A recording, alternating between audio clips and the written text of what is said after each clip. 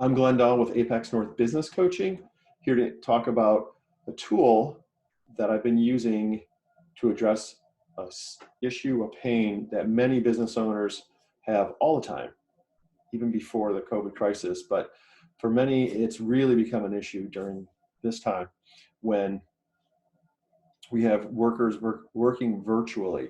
A lot of supervisors, managers, owners don't have visually say, is that person here? Are they contributing? Do I see what they're doing? Do I understand what they're doing to contribute to the business overall? And how can I hold them accountable? One of the tools that I use is called the Functional Accountability Chart, which comes from the Scaling Up toolset, and found it to be a very effective tool combined with some coaching around the business owner and the leadership team. But ultimately, it's about laying out what are the essential roles in the company and then the ancillary roles. And this is all the way from the top of the company, the head of the company, all the way down to individual contributors. Then laying in who is the person or persons responsible for those key roles. And essential element here is that it should only be one person's name in each one of those roles. Who is the person in the organization that's primarily accountable for this role? Should also make sure that we have every box filled in, because if there are missing boxes, that can create an issue as well. We'll have a gap. We don't know who's supposed to do that.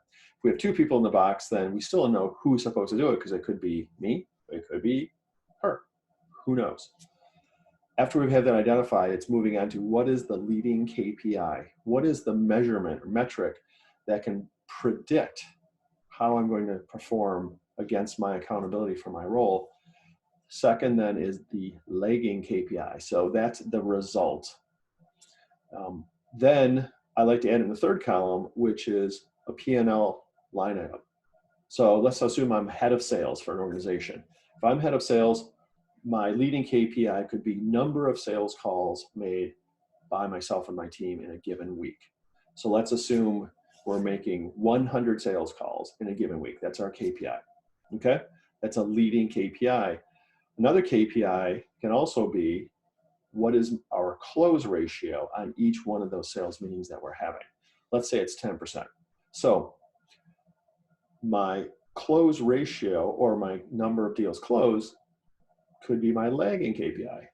So my leading KPI is what are the number of meetings? Let's say I have a 10% close ratio. So that means for me and my team, based on 100 meetings, we need 10 closed deals every week with that 10% close ratio, okay? So I know, and my team knows, what is expected of us. I can break that down. Let's say I have 10 individual salespeople. I expect each one of them to make 10 calls in a given week and each close one sale, okay? We want to increase sales. What do we need to do? We either need to increase the close ratio.